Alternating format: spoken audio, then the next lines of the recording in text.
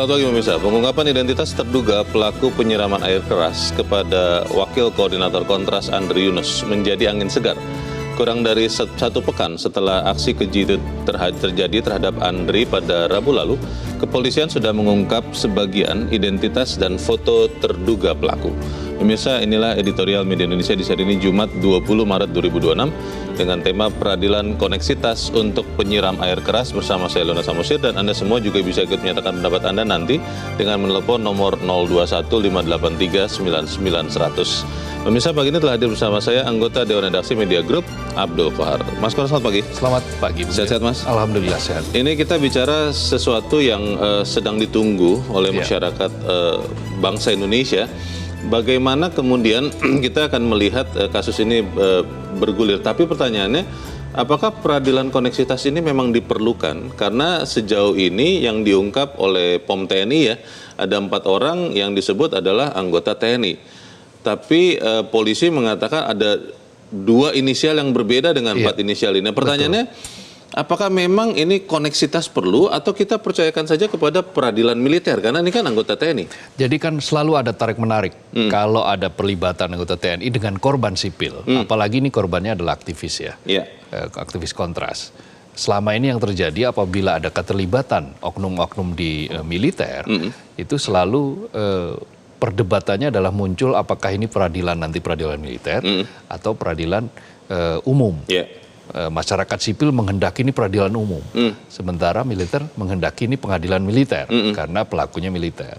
Tetapi ada jalan tengah yang bisa ditawarkan karena ada potensi juga pelibatan sipil, keterlibatan sipil dalam aksi ini. Nah, apa itu? Jadi ya BAIS, Badan Intelijen Strategis kan punya informan, punya pasukan yang ya dia juga bisa saja berasal dari sipil. Ada warga sipilnya. Nah, dengan adanya kecurigaan semacam itu, maka akan lebih bagus apabila ditempuhlah jalan tengah. Apa itu pengadilan koneksitas? Yang di situ ada unsur sipilnya, di situ juga ada unsur militernya. Tapi pertanyaan besarnya, Mas Kohar, apakah kemudian peradilan koneksitas itu akan benar-benar diterima kalau memang ternyata pelakunya misalnya ketahuan adalah seluruhnya anggota militer? Itu satu. Lalu yang kedua, apakah peradilan koneksitas ini jalan keluar yang efektif? Kita akan bahas itu, dan pemirsa, inilah editorial Media Indonesia untuk hari ini Jumat 20 Maret 2026, Peradilan Koneksitas untuk Penyiram Air Keras.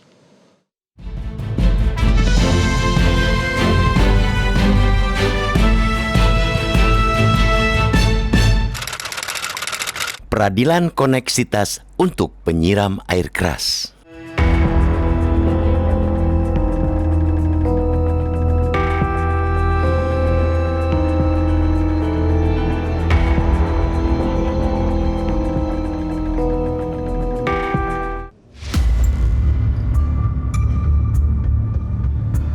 Pengungkapan identitas terduga pelaku penyiraman air keras terhadap Wakil Koordinator Komisi untuk Orang Hilang dan Korban Tindak Kekerasan, Kontras, Andri Yunus, menjadi angin segar.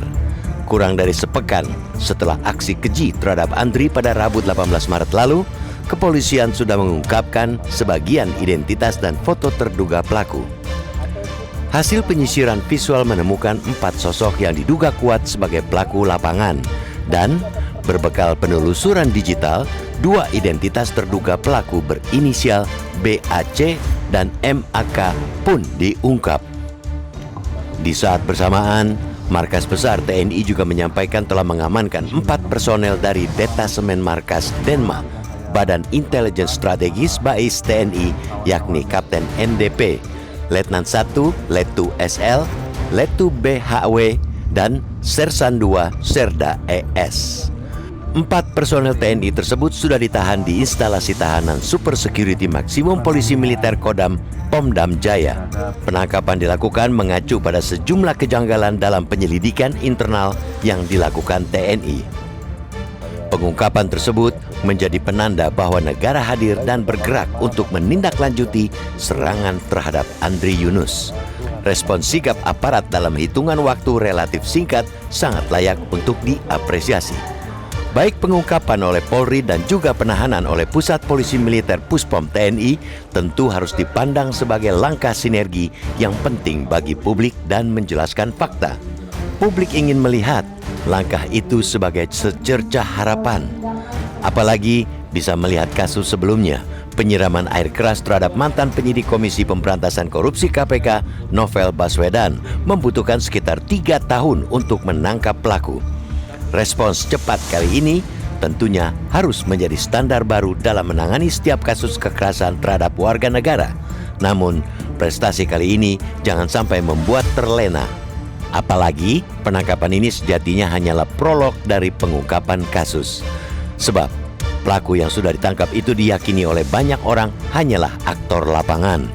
Mereka hanyalah pelaku yang menarik pelatuk dengan menguntit hingga menyiramkan air keras terhadap Andri. Sebagian masyarakat meyakini aksi penyiraman air keras bukanlah kejahatan yang lahir dari hal receh, seperti pertengkaran berebut antrean di jalan raya. Rekaman CCTV berdasarkan pemaparan kepolisian memperlihatkan penguntitan dan aksi penyiraman terhadap korban hingga jalur pelaku kabur, menunjukkan bahwa aksi tersebut dilakukan secara terencana. Apalagi berdasarkan penahanan yang dilakukan TNI, 4 personel yang ditangkap berasal dari detasemen yang sama dengan struktur kepangkatan yang berjenjang. Untuk menjawab beragam pertanyaan dan argumentasi yang berkembang di masyarakat, kasus tersebut harus diungkap seterang benderang mungkin. Siapapun pelakunya, apapun latar belakangnya, hukum harus ditegakkan tanpa pandang bulu, termasuk aktor intelektual hingga pendana aksi penyerangan terhadap Andri, mesti diungkap secara transparan. Pengungkapan kasus ini hingga ke akar-akarnya tidak sekadar untuk memberi keadilan bagi Andre Yunus. Penuntasan kasus ini juga diharapkan mampu menjawab adakah keterlibatan institusi negara di dalamnya. Untuk meyakinkan ketidaktertiban institusi dalam aksi oleh para personel TNI adalah hal yang bijak untuk mempertimbangkan urgensi penggunaan peradilan koneksitas dalam mengadili kasus ini. Undang-Undang Nomor 34 Tahun 2004 yang sudah diperbarui menjadi Undang-Undang 3 Tahun 2025 tentang TNI sebenarnya mengatur prinsip prajurit tunduk pada kekuasaan peradilan militer dalam hal pelanggaran hukum pidana militer dan tunduk pada kekuasaan peradilan umum dalam hal pelanggaran hukum pidana umum. Melihat tindakan para terduga pelaku yang jelas menyasar masyarakat sipil yang dilakukan di luar dari kawasan militer, logika umum memandang terduga pelaku sepantasnya diadili di peradilan umum. Maka, demi menemukan jalan tengah, ada langkah yang patut dikedepankan, yakni pengadilan koneksitas. Sebab, amat mungkin tindakan penyiraman itu melibatkan unsur-unsur sipil bersama-sama oknum militer dengan korban kaum sipil. Instruksi Presiden Prabowo agar kasus penyiraman air keras ini diusut tuntas bisa dimaknai sebagai perintah untuk mengadilinya secara terbuka. Maka jalan tengah pengadilan koneksitas ialah jalan terbuka untuk melaksanakan perintah Presiden tersebut.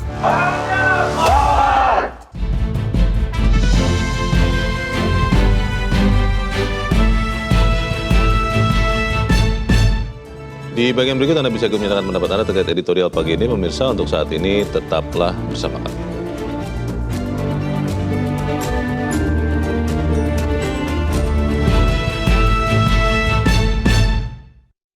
Sepanjang Ramadan, siapkan tubuh dengan 3 botol Aku Viva. Setara 2 liter air diminum dari buka sampai sahur. Biar 1 harian puasa.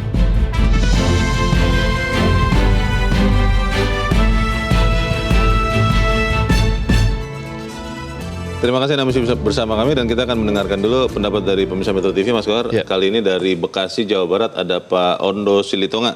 Pak Ondo, selamat pagi. Selamat pagi Bung Leo, selamat pagi Bung Kohar. Selamat pagi Pak Ondo. Silakan Pak, pendapat Anda Pak.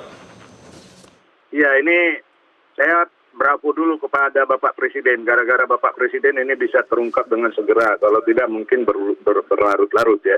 Bahkan Bapak Presiden bilang ini pelakunya adalah teroris. Itu sudah pantas ya. Menurut saya, menurut keyakinan logika saya, bahwa sesungguhnya polisi itu sudah segera lebih awal bisa menangkap. Tapi ini keyakinan saya sepertinya ada komunikasi dulu. Siapa yang mau menangkap gitu ya? Maaf, ini pendapat logika saya. Pelakunya itu perwira, Letnan 2, Letnan 1, Kapten. luar biasa ya. Ini perwira pelakunya, ini yang jadi penasaran saya. Siapa sih aktor intelektualnya? Ada nggak sih ketersangkutannya dengan instansi negara atau dan lain-lain? Soal peradilannya, Bung Leo, bisa saja peradilan militer, peradilan umum. Tapi kalau saya mengatakan sebaiknya ini peradilan koneksitas dan harus terbuka, transparan. Rakyat hanya menunggu siapa dalang daripada kejadian ini, siapa aktor intelektualnya, dan ada tidak keterkaitan TNI di sini, lembaganya maksud saya. Demikian, terima kasih. Terima kasih Pak Ondo Silitonga di Bekasi, Jawa Barat. Selamat pagi Pak.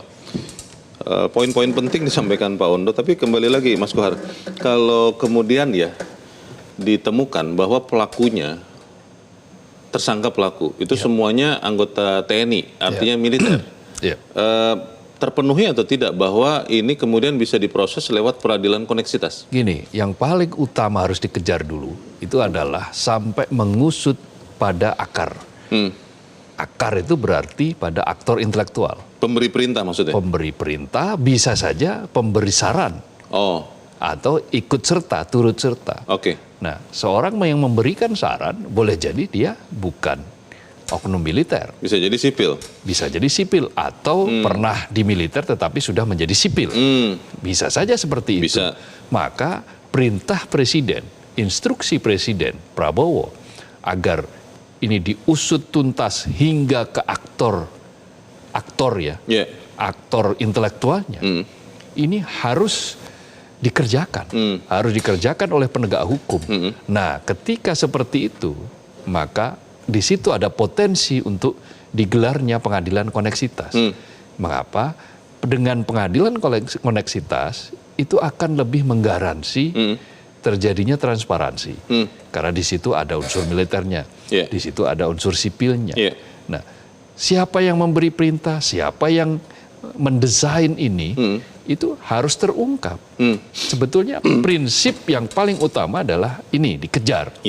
Jangan berhenti pada orang-orang tertentu, pelaku-pelaku yang hanya di lapangan. Eksekutor lapangan ya? Eksekutor lapangan yang sejauh ini disebut pangkatnya pada level-level tertentu. Sangat jelas itu ya? Sangat jelas disebut pangkatnya. Matranya juga disebut? Tetapi kalau kita hanya berhenti di situ, misalnya matranya dari dua matra kan? Iya, dan Angkatan Udara. Dan Angkatan Udara. Nah, kalau hanya berhenti di situ, artinya kita menutup peluang bagi terjadinya pengusutan yang lebih jauh sampai pada yang diperintahkan oleh presiden, yaitu aktor intelektual.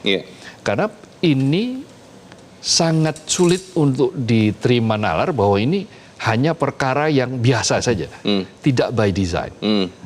Ada upaya, ada hal yang memang boleh jadi ini adalah disengaja ditargetkan. Sudah direncanakan ini ya? Yang kena adalah wakil koordinator kontras. Wakil koordinator kontras yang dia setiap saat sangat menyampaikan suara-suara yang boleh jadi sangat berbeda dengan institusi-institusi negara. Nah, pada titik itu maka agak sulit kita terima bahwa ini tidak ada desain-desain tertentu. Nah, untuk mengungkap itu maka harus diusut secara tuntas, secara terbuka, dan potensi untuk itu bisa terjadi kemudian ketika nanti ketahuan di peradilan koneksitas itu. Kalau nanti ada keputusan peradilan koneksitas, tapi kan saat ini masyarakat masih bingung ini Mas Kohar, karena polisi menyebut inisial pelaku adalah BAC dan MAK, sementara POM TNI mengatakan inisial pelaku adalah NDP, SL, BHW, dan ES.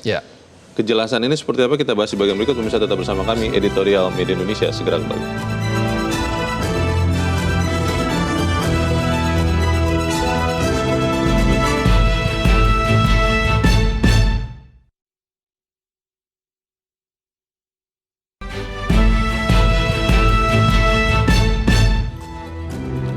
Kita ada di bagian akhir dari diskusi kita pagi ini, pemirsa. Mas Kohar, apa yang kemudian kita harapkan segera ada kejelasan ya, mulai dari penyidikan sampai nanti peradilannya?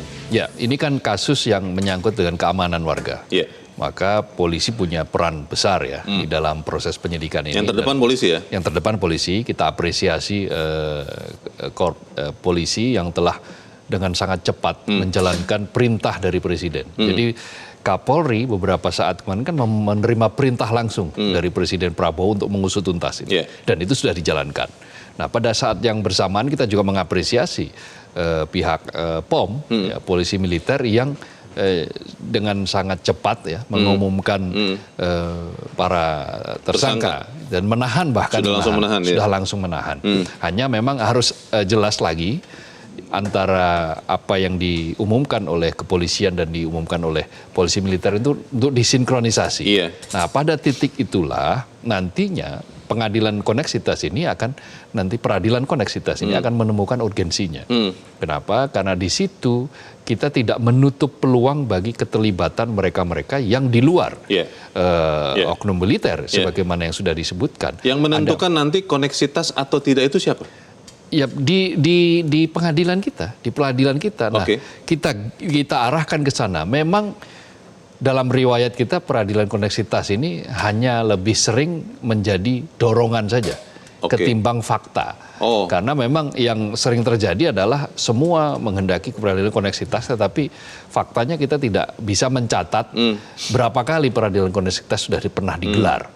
Karena itu kita best practice dari peradilan koneksitas kita ini belum sepenuhnya bisa kita lihat adanya. Tetapi dalam kasus ini kita supaya untuk menghilangkan syakwa sangka, untuk menghilangkan katakanlah tudingan-tudingan bahwa institusi A tidak tidak kooperatif, tidak terbuka, tidak transparan, maka kita harus berani untuk melaksanakan benar-benar peradilan koneksitas yang kali ini.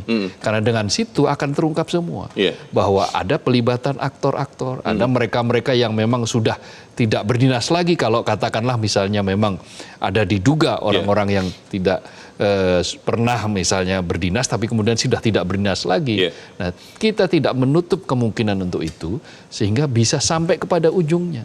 Karena ini kan Presiden sendiri sudah menyatakan bahwa ini adalah aksi teror, aksi teroris yang harus diberantas. Jadi jangan membangkang perintah Presiden. Kita tunggu kelanjutannya seperti apa. Mas Abdul Qahar, terima kasih sudah hadir di tempat ini. Selamat pagi, Mas. Instruksi Presiden pemirsa agar kasus penyiraman air keras diusut tuntas bisa dimaknai sebagai perintah untuk mengadili secara terbuka. Maka jalan tengah pengadilan koneksitas adalah jalan terbuka untuk melaksanakan perintah Presiden itu. Saya Leonard Samusil, berterima kasih Anda sudah menyimak editorial Media Indonesia itu pagi ini.